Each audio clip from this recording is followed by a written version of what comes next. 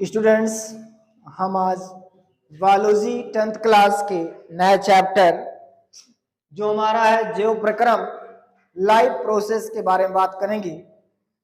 इसमें हम पहला पोषण के बारे में जानेंगे और पोषण के प्रकार के बारे में जानेंगे। न्यूट्रिशन कितने प्रकार का होता है इसके बारे में हम जानेंगे। टाइप ऑफ न्यूट्रिशन के बारे में, उसके बारे में जानने के बाद हम 4 तंत्र पढ़ेंगे। एक हम पाचन तंत्र पढ़ेंगे, दूसरा हम उत्सर्जन तंत्र पढ़ेंगे, तीसरा हम श्वसन तंत्र पढ़ेंगे और चौथा हम परिसंचरण तंत्र पढ़ेंगे। यानी इसमें हम 4 तंत्र पढ़ेंगे। स्टूडेंट्स, पहला ध्यान रहे पाचन तंत्र, दूसरा श्वसन तंत्र और चौथा उत्सर्जन तंत्र और पांचवा परिसंचरण तंत्र। ये 4 तंत्र जो हैं ये हमारे बॉडी के सबसे इंपॉर्टेंट सिस्टम्स हैं, क्योंकि इन्हीं सिस्टम से हमारे बॉडी के जो भी ऑर्गन्स हैं, जो भी अंग हैं, वो डेवलप करते हैं और फंक्शन जनरेट करते हैं, यानी कार्य करते हैं। और 10th क्लास में पहला जो सिस्टम आता है डाइजेस्टिव सिस्टम, यानी जो पाचन तंत्र है, ये अक्सर एग्जाम में 10th क्लास में तो मोस्ट इंपोर्टेंट है, पूछा जाता है। दूसरी चीज, हमको अपने बॉडी के बारे में जानना है तो ये चैप्टर सभी के लिए इंपॉर्टेंट है कि बॉडी में कैसे कार्य होते हैं, कैसे ये ऑर्गन, कैसे सिस्टम्स कार्य करते हैं, इन सभी को जानना बहुत ही इंपॉर्टेंट है।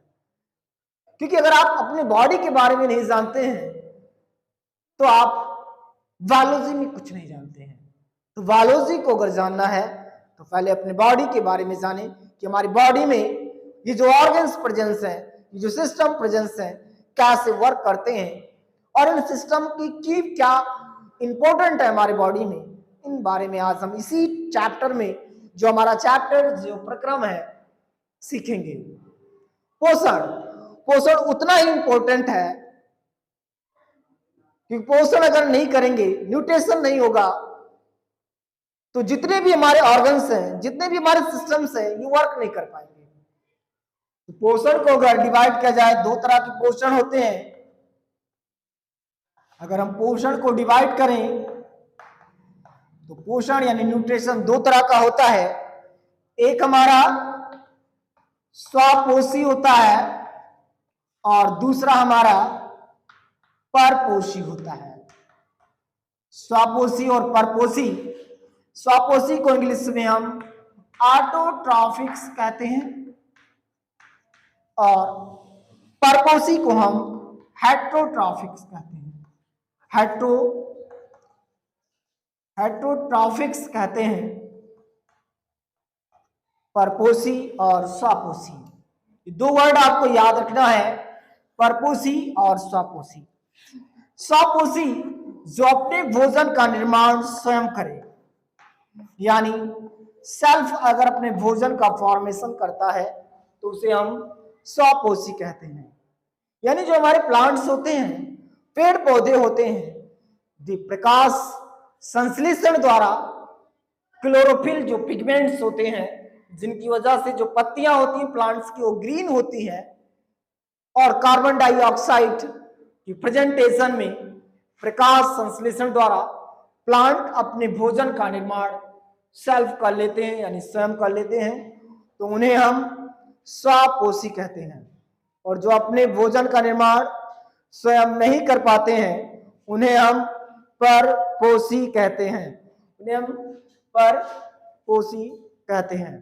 तो जो भोजन का निर्माण कर ले उन्हें स्वपोषी कहते हैं। यानी जो प्लांट्स होते हैं वो हमारे स्वपोषी होते हैं और जो मानव होते हैं वो परपोषी होते हैं, क्योंकि वो अपने भोजन का निर्माण सेल्फ नहीं कर सकते हैं, इसलिए उनको हम परपोषी कहते हैं। क्यों परपोषी कहते हैं? क्योंकि एक पिगमेंट्स होता है जिनको हम क्लोरोफिल्स के नाम से जानते हैं। तो जो प्लांट्स होता है उसमें क्लोरोफिल प्रेजेंस होते हैं, लेकिन जो एनिमल्स होते हैं यानी जो एनिमल्स होते हैं उनमें क्लोरोफिल्स एब्सेंट होते हैं।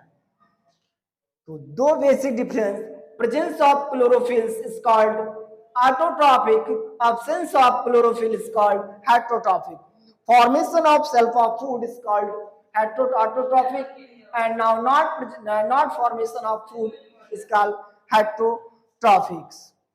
तो अपने भोजन का निर्माण करे वो स्वापोषी, जो अपने भोजन का निर्माण ना कर सके वो परपोषी। कल हम नेक्स्ट वीडियो में हम बात करेंगे परजीवी और मृतुपजीवी के बारे में। ये दो परपोषी के पार्ट हैं।